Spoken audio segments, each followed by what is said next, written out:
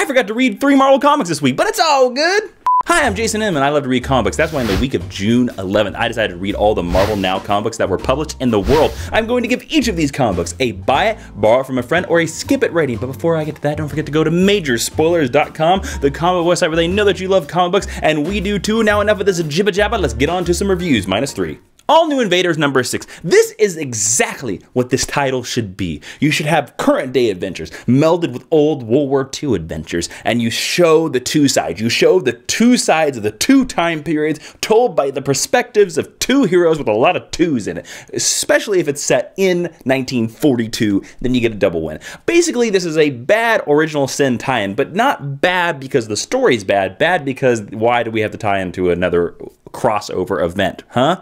But it's Jim Hammond starting as an Agents of S.H.I.E.L.D., right? He's got a new uniform, which looks horribly bad and is a bad version of the super soldier Steve Rogers uniform. It just looks bad. Just let him wear black or the S.H.I.E.L.D. uniform. S.H.I.E.L.D. Let's do that, Marvel, all right? But anyways, it's a Japanese heroine back who is the granddaughter of an original Japanese heroine that the Invaders met all the way back in World War II. And of course she has some qualms and she wants to fight because of the atomic bomb, and that raises a lot of issues. And in this issue, James Robinson smartly does a smart character choice that proves why James Robinson is a great writer. The Japanese superheroine wants to fight, puts up her dukes, and is like, let's fight! And he's like, whoa, whoa, whoa, can we just talk? Can we just talk? And they talk, and they become friends. And that is brilliant. That's just smart. Usually in superhero comic books, superheroes want to go so fast to just punch, punch, punch, fighty, fighty, fighty. But this one, Jim Hammond, an android, he's not even human, realizes, let's just talk things out. And that is why this issue is a buy it. All New X-Men number 28. This is a great sort of issue with great art. Let me explain. So if you remember way back in Battle of the Atom, if you didn't read Battle of the Atom, here you're going to get a quick recap. There was a future team of X-Men led by Xavier Jr. who came back and were all mad about the past X-Men being in the future. See, this is what happens when you get X-Men with too much time travel. Your brain explodes. But this future group of X-Men led by Xavier Jr. So they come back to the past and they try to screw things up, but of course they got beat. But so we flash forward to the future and we see them in the future being like, we should go back in time and screw with those X-Men.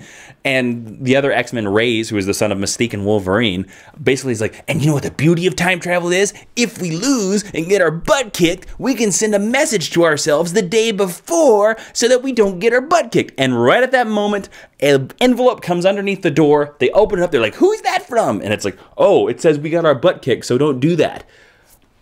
What? Okay. That is the biggest Deus Ex Machina I have ever seen, and it highlights a problem of time travel, and it highlights a problem of bad writing of time travel. If you're going to do time travel in your story, you do not immediately invalidate it, because all it does is become an endless circle upon circle upon circle upon circle, and the story can never end. I, myself, am not a fan of time travel in X-Men stories. I feel that X-Men have done time travel notoriously bad, and they need to stay away from it. They need to just deal with the personal issues in the Civil War, stereotypes, and persecution. That is the X-Men, not time travel. That's why this issue is a skip it. Amazing Spider-Man 1.2. This is the second chapter in the Learning to Crawl little flashback story that Dan Slott is doing. And you know what? It does an excellent job. It seems like a missing issue from the Untold Tales of Spider-Man from Kurt Busiek back in the 90s. Brilliant series. And the artist does a great job of aping Steve Ditko's art, so you get that retro feel. But they also do the nice Marvel thing where they slide the timeline a little bit forward because you find out that Spider-Man's fight with Crusher Hogan went viral. So that's kind of a nice little touch. You know, it's a fun issue. If you like Spider-Man, this is a definite buy it. Captain Marvel number 4. This issue reminded me of the Palmiotti Power Girl series, but not in a good way. By that I mean there's a lot of scenes in this issue where Captain Marvel is drawn with a goofy smile on her face, and it totally takes her presence out of every scene because she's got a goofy smile. It seems like she's having fun. She's in the middle of an alien dispute in space, right? And to prove her point, what does she do? She yells, "I am an Avenger!" and then smiles goofily. This could have been a great issue if I cared enough about this alien dispute. But since I'm giving nothing, no stakes behind these characters and why she is in this situation in the first place, it all falls flat and it becomes a skip it. Hulk number 4, a solid issue with solid art by Mark Bagley. And we finally get a little bit to the reason why Bruce Banner was shot at the beginning of this series. And also, of course, Tony tries to solve him, and Tony tries to solve him with Extremis. I like this because it brings up a little bit of a connection to the Marvel Cinematic Universe, and it brings up a little bit of the connection to Iron Man's past. So it like just feels like it's a good part of the whole Marvel pie, if you know what I'm saying. This is a definite buy it. Mighty Avengers number 11. Who led a team of 1970s superheroes? Luke Cage's dad, you damn straight. That's what this whole issue is full of. Jive turkeys, froze, and Blade in a yellow coat. That's right, we get to learn that Luke Cage's dad led a 1970s jive turkin' and jive talking superhero team back in the 70s, and he tells his son about it. Fun issue with great art by Greg Land, which usually doesn't happen often. This is a definite buy-in. New Avengers number 19. This has been the weird cosmic title since issue 1. They learned about basically the multiverse, and they're worried that all these Earths are crashing into each other constantly. And so what is the Illuminati solution to this? Hey, let's just go to another Earth, or the Earth that's going to cram into us, and let's just blow it up. Problem solved. So they do that. They go to the other Earth, and what do they meet? They meet Justice League of America analogs. Yep, that's right. We meet a Superman, we meet a Batman, we meet sort of a Dr. Fate, and the Justice League analog is basically like, what are you doing here? We know about the world's crashing, and the Illuminati is basically like, we're going to totally kill you guys. And Namor, to move things along, basically stabs their Batman in the chest and is like, if we're villains here to blow them up, let's get on with it. Let's be villains. And it just leads to a big brouhaha.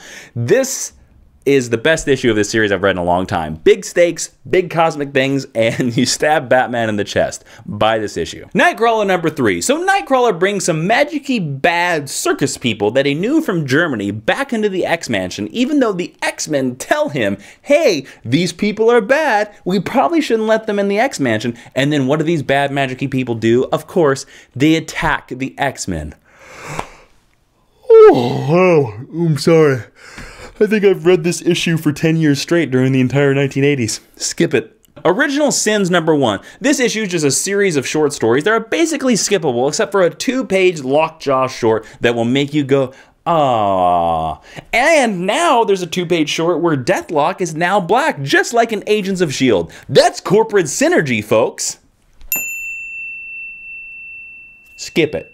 Uncanny XMen Special number 1. This issue was so weird that it was fun. Let me lay down the basic plot of this, okay? So Cyclops is teaching a bunch of kids how to fly the X-Plane, and then the aliens show up, Death's Head especially, and steal Cyclops. They take Cyclops back to their leader. I'm basically just going to spoil this whole issue because it's just so weird, but it's so weird that you'll want to read it. So Death's Head takes him to the buyer, and the buyer is like, is this the Summers Brothers who shoots energy out his hands? And Death's Head's like, no, this is the one that killed Xavier. We thought this would be the one you want, and you got to pay us anyway, so you're boned.